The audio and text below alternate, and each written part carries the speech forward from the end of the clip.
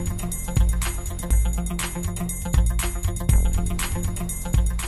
Dr. Rich Howard, and with me is my associate, Dr. Giovanni Vannucci, and we've been working on research and development of wireless devices and networks for decades now in places like Bell Laboratories and more recently at Wireless Information Lab at Rutgers University.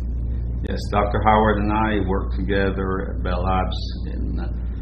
You were working in solid-state devices, and you were my boss for about a couple of years. Integrated Circuit Labs.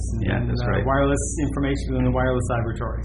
Yes, and I did research first in satellite communications for a number of years and optical communications, but over the past 20 years I've been doing mostly research in wireless communications.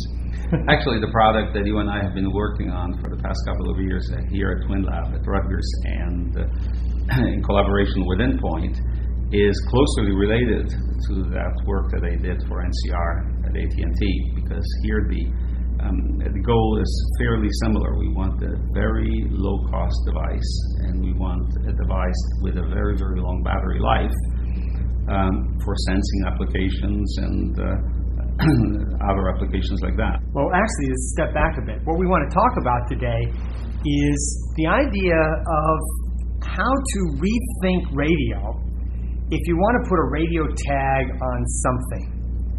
And up to this point, radio has been just too much in terms of power, cost, and complexity to be able to tag a lot of little things you'd like to do in the world. And you want to tag them both to find out where they are, what they're doing, and what their condition is, like how hot they are, or whether it's raining, or things like that. There is in the middle between the conventional radios such as cell phones and stuff like that and the RFID tags, there is an area that really hasn't been explored much. Tags that have very long battery life, have some intelligence to be able to do some interesting things, but they don't have the costs and the disadvantages of the fancier radio. Our product essentially fits in there. We have a device which is as small as many RFID tags, much lower cost than conventional radios, and yet it has a processor, can do significant signal processing, sensing, and still retains battery life, which in many applications can be a decade or two. One of the key points behind this is related to the old adage that if you have a hammer, everything looks like a nail. People who've been trying to make devices like this for a long time take the radios we know about, like cell phones or Wi-Fi, and try to pound and hammer them down into a small size and a low cost. And it just doesn't fit. It's like the shoe in Cinderella. It just doesn't fit. What we need to do is rethink the whole problem from the bottom up. If you wanted to make a radio that had very low cost and very low power, what would it look like, starting from scratch? And that's essentially what we've done here, is figure out a way to rethink the problem completely for this set of applications. The way we achieve that is through a very simple technique in hindsight, which is to make transmit-only devices. Traditionally, sensors that have been proposed, for example, through the Zigbee standard, which is so ubiquitous, they work very well. Zigbee is an excellent standard, and one of the reasons that the Zigbee standard works very well is that it has acknowledgement. When the sensor sends the transmission to the receiver responds and the sensor listens to it, and vice versa. Hey, Giovanni, I'm too cold over here. Yeah, that's right. Did you hear me? Yes, I did. Right. That's how it works. In order to do that, the sensor has to have not only a transmitter to send the information to the receiver, but it also has to have a receiver in order to receive an acknowledgement from the transmitter. A little known fact is that receivers actually use as much power, if not more power, than transmitters, and receivers have to be kept on for relatively long periods of time in order to make sure you don't miss the response. So our technology solves the problem by having transmit-only devices.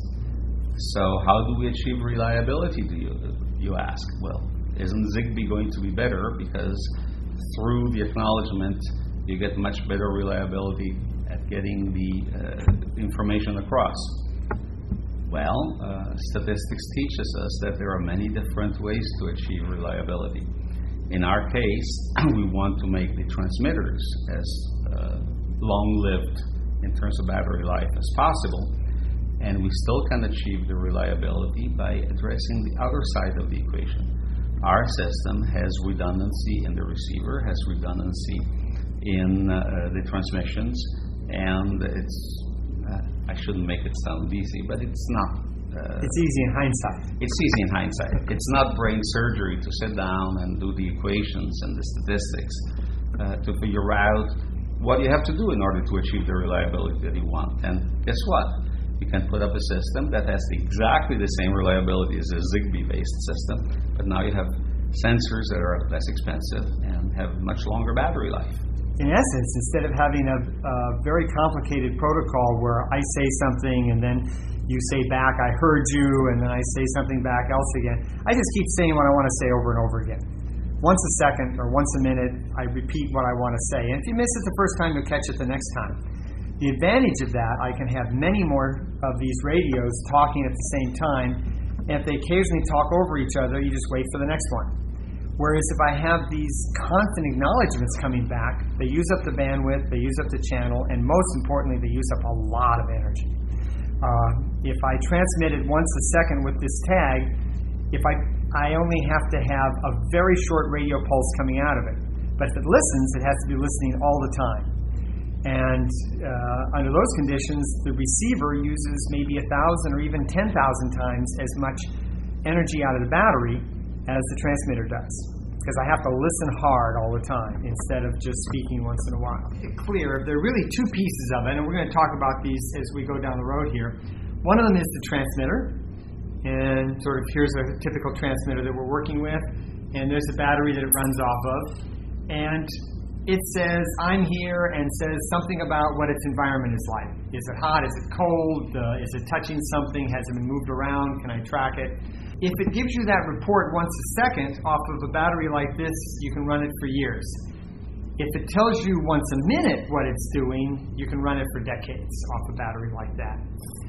The other side of the equation is the receiver, and this looks similar because it is similar.